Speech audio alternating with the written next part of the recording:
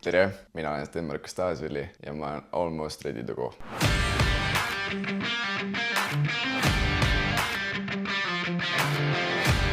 Päriselt on läinud väga hästi, et olen päris suuri samme edasi teinud, et kui vigastuse algusfaasis oli siuksed väiksed arengud, mis nagu motiveerisid, siis nüüd on nagu viimaste kuudega oleme saanud vaikselt hüpata ja vaikselt jooksma hakata, et see on päris motiveeriv tagasi tulla uuesti, et olen seda päris kaua oodanud ja tunnen, et olen valmis vaikselt. Kas peaksid selle taastumise ühe sõnaga kokku võtma, mis see oleks? Ma ütleksin kannatlikkus. Just viimastel kuudel on eriti hästi aru saada, et tunned, et oled ise valmis, aga kui hakkad mingeid uusi asju tegema, siis tegelikult saad aru, et võib-olla on vara nii-öelda. Järkapäev võib-olla annab põll natuke rohkem tunda kui muidu ja siis see on nagu kehale märku, et mitte ei võta nagu hoogu maha, aga ole ettevaatlik nii-öelda, et ära liialt kiirusta, et see võib sul tulevikus ebaõnne tuua, kui hakka kiirustama nii-öelda. Kui see bänd on nagu nii ikistiki, siis ta tõmbab karvu veits. Jaa, see on nagu nii ebamugavne. Aga peab ära harjuma. Alguses Füso Viki, tahtiski hästi kiiresti teatud asju teha, mulle sobis see ja siis kui tundsin ise, et tahaks nagu juurde panna, siis samal ajal Füso pani pidurit, et on nii-öelda teatud asjadel on nagu timeline ehk siis nagu ajaperiood või millal sa hakkad mingeid uusi asju tegema ja siis pidi selles mõttes natukene kannatama nii-öelda. Toob tulevikus palju kasu. Me lähme saali. Võrku pelama veits. Tahad teha väikse recap'i ka, mis juhtus või? Oli Aadu Lukase karika poolfinaali teine mäng. Mängu olukorras, kus ma läksin lühikest palli võtma. Panin nende kogu keha raskuse parema põlve peale. Oli liiga suur kompressis põlve peal ja siis käis krõks ja tol hetkel punkti sai ära tehtud, adrenaliin oli nii suur ja siis kui punkt läbi sai, siis too hetk ei saanud põlve sirutada nii-öelda või jalga sirutada. Esialgne see, millal läks saanud ortopeedi juurde, oli 2 nädalat hiljem ja siis hiljem kuulsin managerilt, Bossmanilt, Denissilt, et Aavol on üks tuttav, Jan Ootna. Aavo sõidutas mind Pärnusse, sõitsime sinna, et teada saada, et peame järkapäeva opile minema. Siis järkapäeva kell 5 või kell 6 hommikul hakkasime sõitma. Jälle Aavo sõitis mind. Kui ma seal olin, ma ütlen ausalt, see oli mu esimene operatsioon. Ma ei teadnud, mida kaasa võtta. Ma võtsin ainult nagu varuriided, aga ma ei teadnud, snäkki võiks võtta. Ma tahtsin, et Tristan Täht mängib Pärnus. Kirjutasin talle, et tead, ma olen Pärnus, kui tahad läbi tulla, siis tule. Ilma sekunditki mõtlemata kirjutas mulle, et ma tulen. Küsisin, kas sa poest viitsid läbi käia, siis ta tõi kõik seda isegi rohkem, et olen nagu räigelt tänulik talle, et ma pole vist talle seda ise piisavalt palju öelnud, aga igatahes Tristan Täht, aitäh sulle. Ja siis sain selle operatsiooni tehtud, meeldisin okei, kuna mul vanemad on hästi vastutulelikud ja hästi palju toetavad mind, meeldisin, ma äkki tagasi pean siis kellegi enda pereliikmes kutsuma. Aga Aavo oli ka nii vastutulelik, et teate, sõidutas mind ise linna ja sõits Pärnusse ja siis sõitsime tagasi Tallinna, tal oli samal ajal trenn. Aavole ka ikka suur kummardus, et viitsis mind niimoodi sõidutada 3 korda edasi-tagasi Tallinnast Pärnusse. Ägedad sõidud olid tegelikult, väga meeldis. Rääkisime enda hobidest ja küsisin temalt erinevaid ajaperioode, kus ta oli siis Lätis peatreener, nii-öelda Läti koondisega peatreener ja siis mis tema hobid on ja sain nii paljugi uut huvitavat teada. Tema hobi on nagu see jahil käimine. See oli päris huvitav. Tal oli väga naljakaid jutte seal ja autos oli nii... Ei olnud väga palju hetki, kus ei oleks vaikust nii-öelda väga ei olnud. Et oli äge.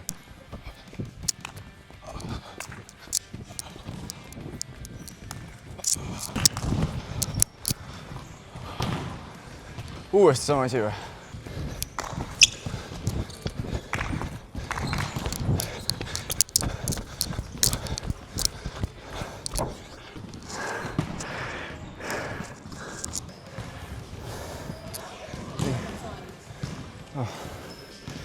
Näitan kaamera, kui raske mul on.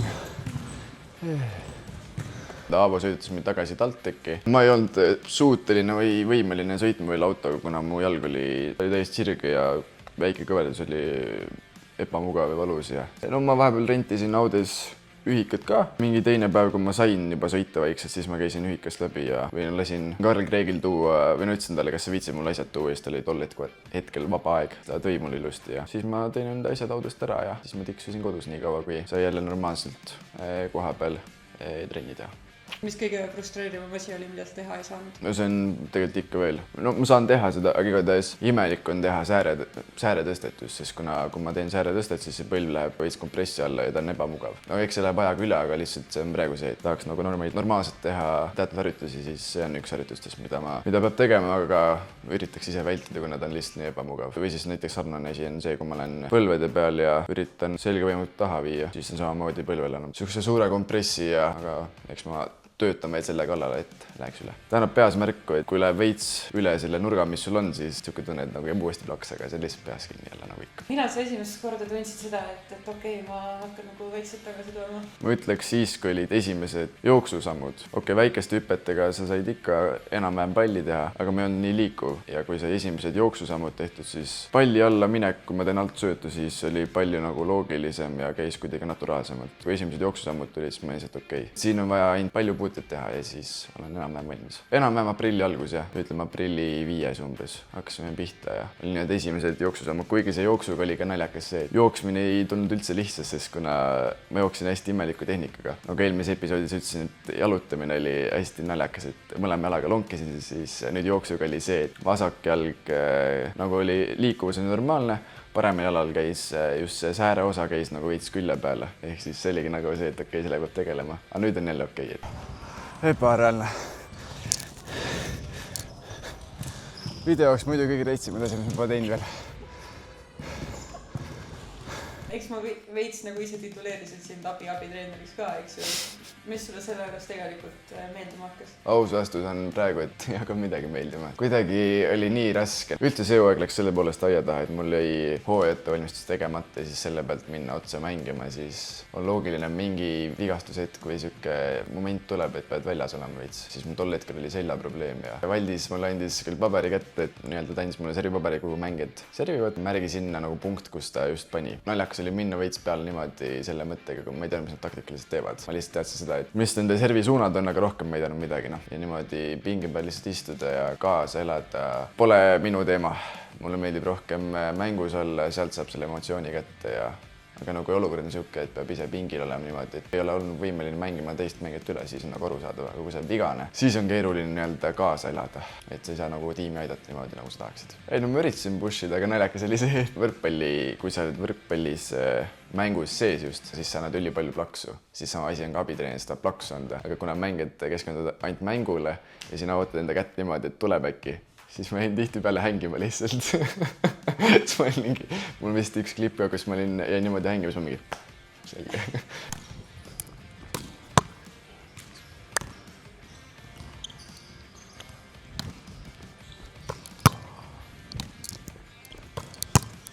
Veiki keskendu.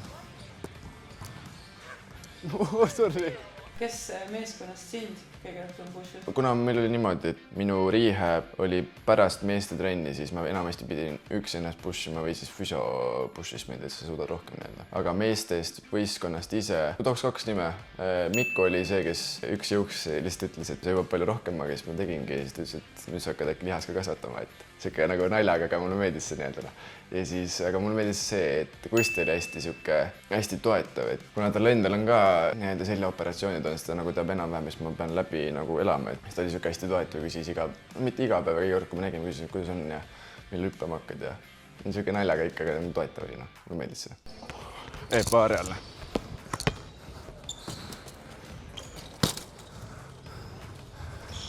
Lähme teeme jalgu. Saab alati paremini.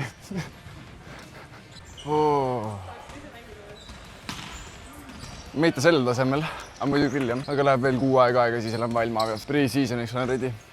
Ma käisin eelmine aasta TalTechis lihtsalt trenni tegemas, ma ei mänginud. See jutt algabki sellega, et tol hetkel ei jää meestel nimi Sten meelde, neil oli Sven. Viimased 2 kuud oli niimoodi, et Valdis ütles mulle kogu aeg, Sven Margus, kuigi olen nagu Sten Markus. Et see oli siuke nagu naljakas asi, mis mulle tegelikult nagu isegi meeldis, et see oli nagu, ütleme, nunnu naljakas nii-öelda, et selle ma ei endale külge võtta küll.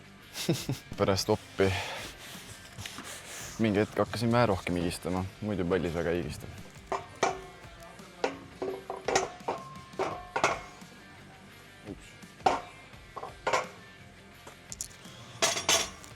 see rehab ise, kui ma pidin iseloomustama seda ühe sõnaga, on kannatlikkus ja kui ma pean ütlema, et mis mulle on see ise õpetanud ka või noh, millest ma olen aru saanud, ma olen hea, on ka see, et ma suudan vajaduse kannatlik olla. See kõlab naljakalt nüüd, aga nüüd viimane periood, kus sa tunnen ennast tervena, siis on raske kannatlik olla, aga ülejäänud see teine periood või see algusfaas ja siis nii-öelda keskel, kus veel nii-öelda hüppeid ei teinud ja jooksu ei teinud, siis ma suutsin nagu kannatlik olla.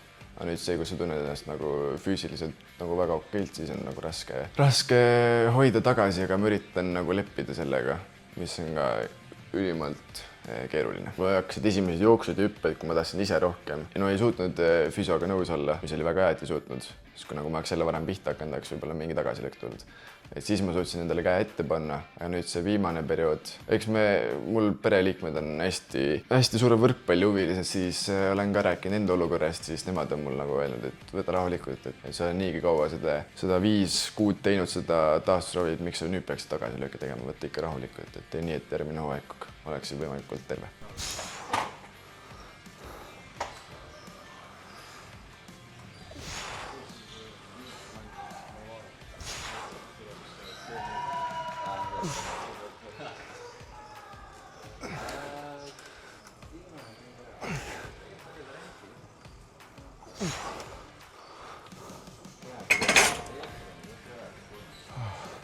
Enne pre-seasonit tahaks olla füüsiliselt nagu nii heas vormis, et no mul on praegu see, kuna ma ei ole vastupidavusega väga palju, me oleme tööd teinud, aga see ei ole paremaks läinud, siis nüüd on eesmärk see, et pre-seasoniks oleks vastupidavus ka sihuke, et kannatub teha nii-öelda. Mul on head suhted koondise abitreeneri ja Audentese peatreeneri Lauri Jesselneksiga, siis ma tean juba seda, et nad tahavad mingit nätud laagrit teha, et nad tahavad mingid laagrid, ma tean küll Lätis mingid teevad Audes, et tean, et suvel mingi võimalus ikka on, et saab palli teha. Ja pluss veits loodan selle peale ka, et kui Eesti koondis läheb kuldliiga alagrupi turniiride erinevatesse riikidesse, siis jäävad umbes 5-6 meest või ma ei tea, kui palju jäävad Eestisse. Loodan selle peale, et äkki siis tuleb kõne, et tead, saad liituda, et siis saab nagu palli puutuda, mis on mu jaoks nagu oluline. Ma usun, et variant on.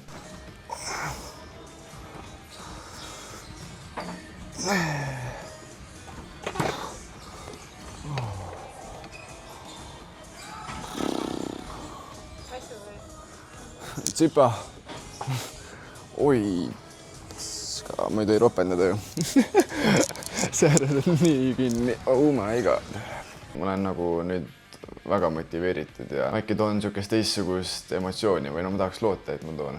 Nüüd, kui see 5-6 kuud umbes eemal olla nii-öelda mängimises, siis ongi see mängutahe nii suur, et mingis mõttes ma võib-olla olen nõus sellega, et on teistsugune mängija. Jaa, lõpuks. See piin on läbi. Saab game ready teha ja koju sööma minna. Nüüd on juba vaata sul teada ka seda, et järgmine hooaeg te olete seal TalTechis Silvermaariga kahekesi. Kuidas see sinu motivatsioonile mõjunud on? Alguses mõjutas rohkem. Nüüd kuidagi võtan seda kui proovikivi. Algus oli see, kui kuulsin, et Sillu jääb, siis ma olin see, et okei, et mitte midagi halva, aga et Sillu on väga hea mäng ja lihtsalt olukord oli endal sihuke, et mul on pärast seda taastusravi nagu palli puutel vaja teha, et siis on nagu see, et okei, nõme veits Eesti parim liber on ees, et mul ei ole võimalust.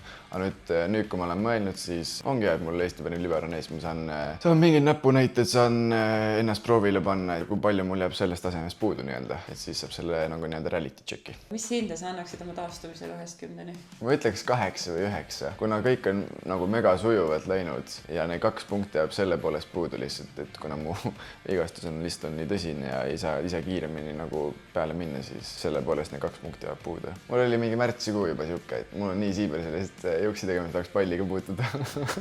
Mis on üks asi, mida fännid võib-olla ei tea Sten-Markus Taasveli kohta? Olen suur discgolfi harrastaja. Praegu on ilusad ilmad olnud, siis olen saanud käia discgolfi mängimas ja on hästi nauditav, et mitte ei ole ainult jõusaal ja veits võrkpalli, et see on niisugune hea vaheldus nendele jõuksile ja pallile. Ma saad nagu mõtted eemale viia. Kahjuks on see jamps, et ma olen ainult Harjumaa radadel käinud, no Tartus paar rada. Iluduse mõttes, et kui ilus rada on Kõrvemaa, nagu ülimalt ilus rada. Niisugune, mis mulle istub ja veits meeldib rohkem, on Männiku ja Järve harrastajad just. Järve Pro on mega raske, seda ma ei käisin üks päev mängimas ja see oli nii kohutav, et seda ma ei mängi üle pika. Tahad täna ka midagi lõpetuseks rahvale öelda? Hard work pays off. Super, tehtud. Tehtud.